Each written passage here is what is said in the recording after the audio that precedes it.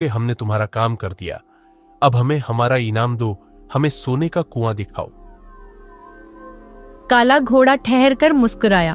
फिर उसने अपनी रहस्यमय शक्तियों से एक नीलम का टुकड़ा निकाला जो चांदनी में हल्का पीला चमक रहा था।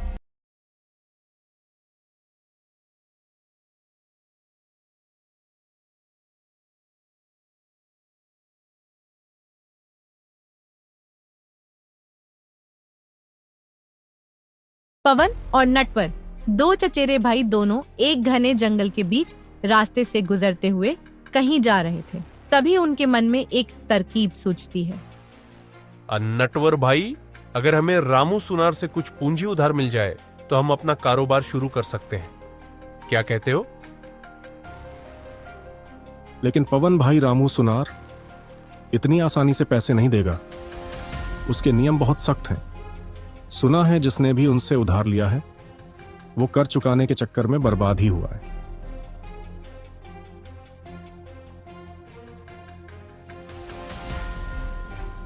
हाँ, ये तो सच है। रामू सुनार इतना ज्यादा ब्याज लेता है कि आदमी उम्र भर चुका ही नहीं पाता।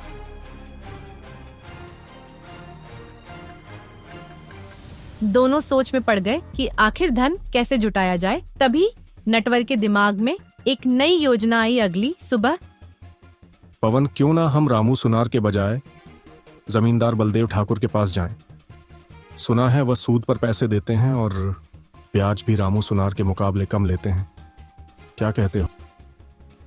हाँ, और वह समझदारी भी है। देखो नटवर, अगर हम उसे कोई बढ़िया योजना समझा दे तो शायद वह हमारे व्यापार में पैसे लगा दे। क्या कहते हो? हाँ, तुम सही कह रहे हो पवन। चलो हम लोग कल सुबह ही जमींदार बलदेव के पास चलते हैं, लेकिन उससे पहले हमें जल्दी से घर चलना चाहिए वरना कुछ ही देर में रात होने वाली है। चलो।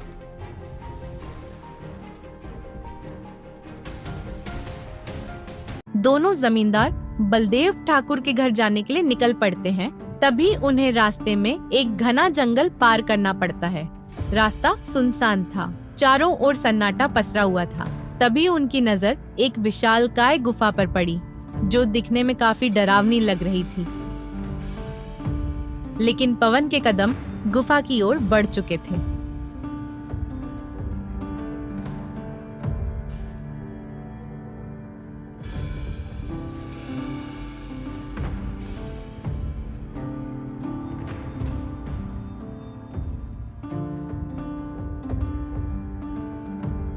लेकिन तभी पवन की नजर फिर से गुफा पर पड़ी।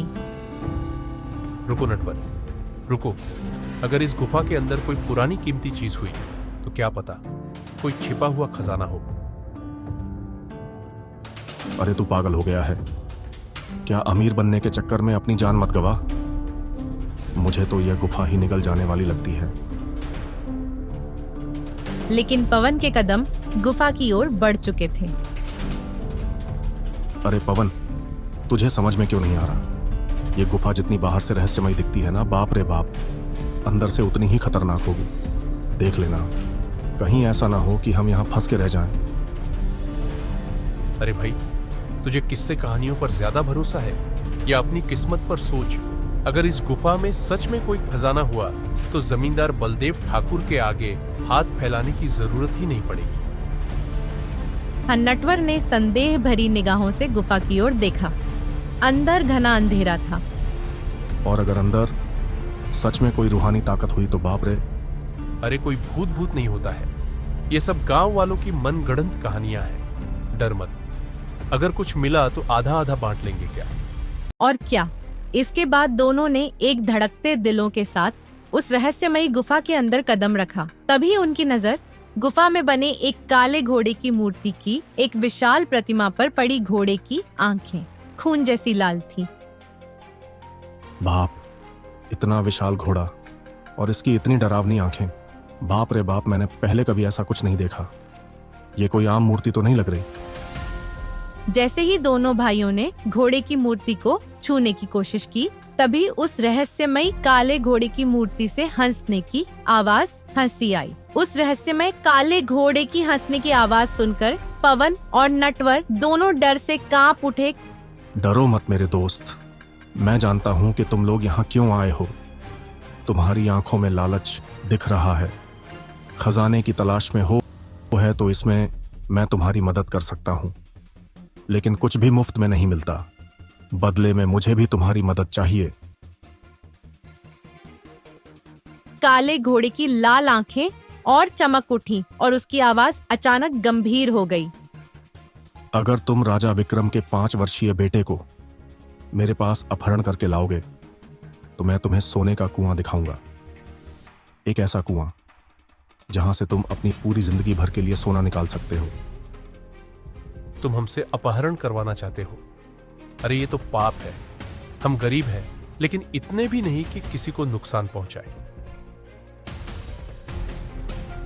गरीब गरीब वही होते हैं जो मौके का फायदा उठाना नहीं जानते। तुम्हें क्या लगता है राजा को तुम्हारी गरीबी की परवाह है?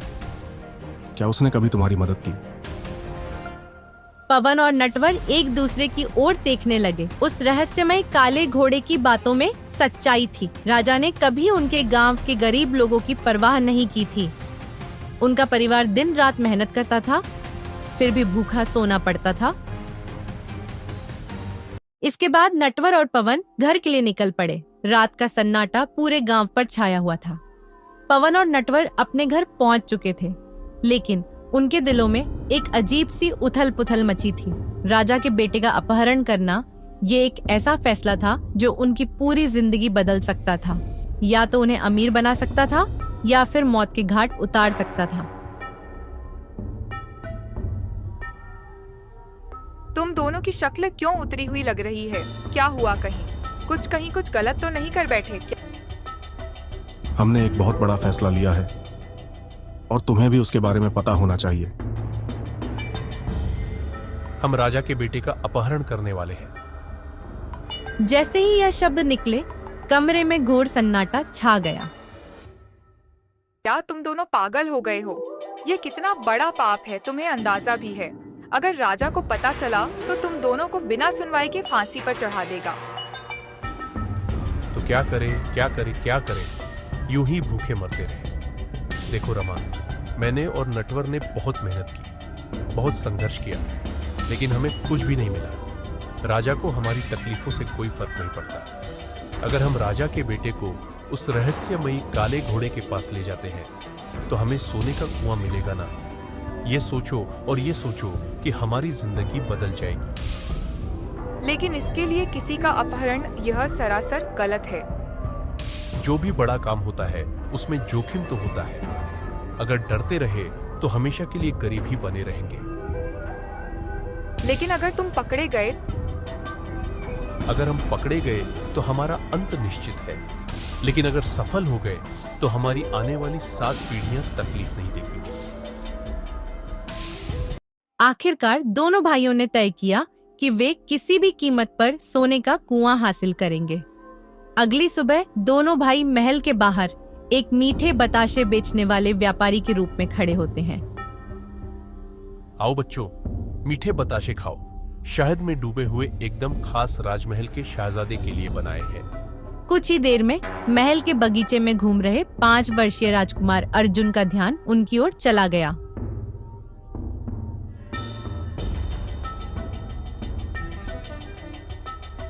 तो फिर लीजिए राजकुमारी जी, खास आपके लिए शहद में बने बताशे एक बार खाओगे, हमेशा याद करो। तभी राजकुमार वहां जाता है। राजकुमार ने खुशी खुशी बताशा अपने छोटे छोटे हाथों से उठाया और खाने लगा। जैसे ही राजकुमार ने बताशे चबाए, वैसे ही वह बेहोश होकर जमीन पर गिर पड़ा।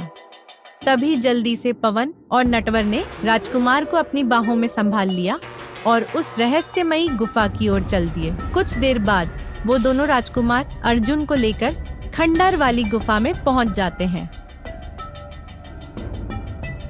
मुझे तुम पर पूरा यकीन था कि तुम दोनों मेरा काम जरूर करोगे। कि हमने तुम्हारा काम कर दिया, अब हमें हमारा इनाम दो, हमें सोने का कुआं दिखाओ। काला घोड़ा ठहर कर मुस्कुराया, फिर उसने अपनी रहस्यमय शक्तियों से एक नीलम का टुकड़ा निकाला। यह कोई साधारण नीलम नहीं है। जब तुम इसे अपने हाथ में पकड़ोगे तो यह तुम्हें सही रास्ता दिखाएगा। कि हमने तुम्हारा काम कर दिया। अब हमें हमारा इनाम दो, हमें सोने का कुआं दिखाओ। काला घोड़ा ठहर कर मुस्कुराया। फिर उसने अपनी रहस्यमय शक्तियों से एक नीलम का टुकड़ा निकाला जो चांदनी में हल्का पीला चमक रहा था। यह कोई साधारण नीलम नहीं है। जब तुम इसे अपने हाथ में पकड़ोगे तो यह तुम्हें सही रास्ता दिखाएगा। पवन और नटवर ने जल्दी से नीलम का टुकड़ा लिया और रहस्यमयी काले घोड़े को छोड़कर आगे बढ़े। जैसे ही उन्होंने नीलम को हाथ में लिया, उसके अंदर से हल्की रोशनी निकलने लगी और जमीन पर एक चमकदार रास्ता बनने लगा और वे उसी दिशा में बढ़ते गए। कुछ ही देर में वे एक विशाल रहस्यमयी कुएं के पास पहुंच गए। अरे वाह, ये तो सच में सोने का कुआं है। अरे भाई, हम अमीर बन गए, नटवर अमीर बन गए। अब हमारी गरीबी हमेशा के लिए खत्म हो गई नटवर। दोनों ने जल्दी जल्दी अपनी झोलियों में जितना हो सकता था सोना भर लिया और घर के लिए चल।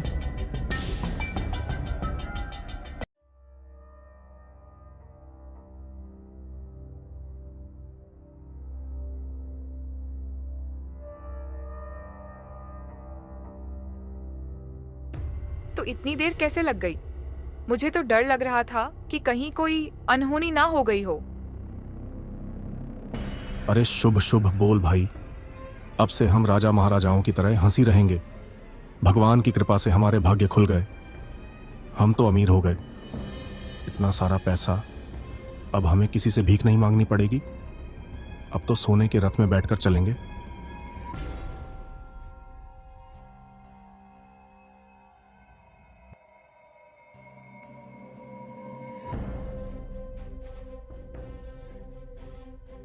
जब पवन और नटवर की आंखें खुली तो उन्होंने देखा कि घर अजीब तरह से खाली लग रहा था।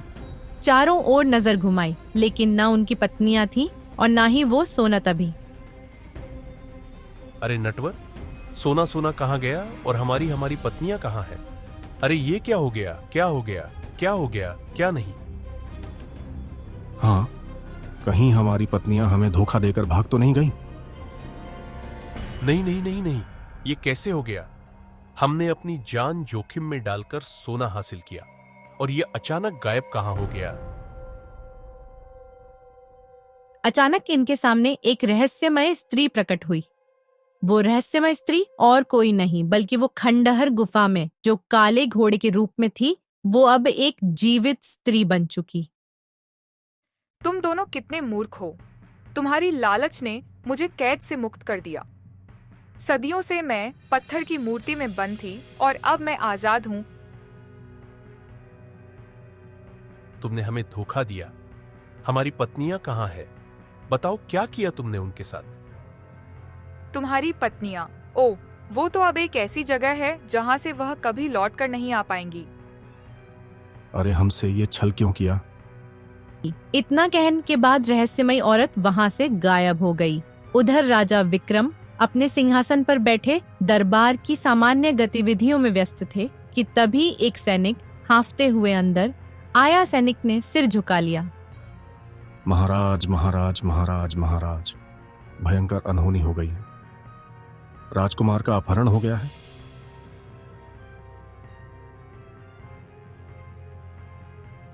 क्या किसने किया ऐसा दुस्साहस? वो डर से कांप रहा था। तभी राजा के गुरु विशिष्ट आशय ने अपनी आंखें बंद की और दिव्य दृष्टि का उपयोग किया। कुछ ही क्षणों में उन्होंने सब देख लिया। महाराज, यह कार्य दो गरीब व्यक्तियों ने किया है। उनका नाम नटवर और पवन है, लेकिन यह केवल एक साधारण अपहरण नहीं है। वह जिस खंडहर वाले गुफा में गए हैं वह शापित है।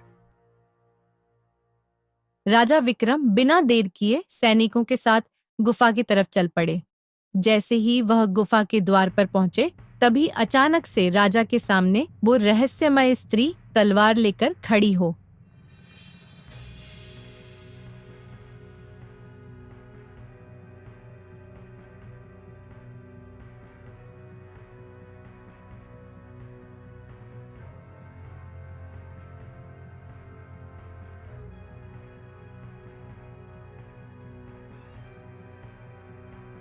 आज तेरा अंत होगा। तूने मुझे श्राप देकर एक काले घोड़े के रूप में पत्थर की मूर्ति बना दिया था, लेकिन अब मैं वापस आ गई हूँ।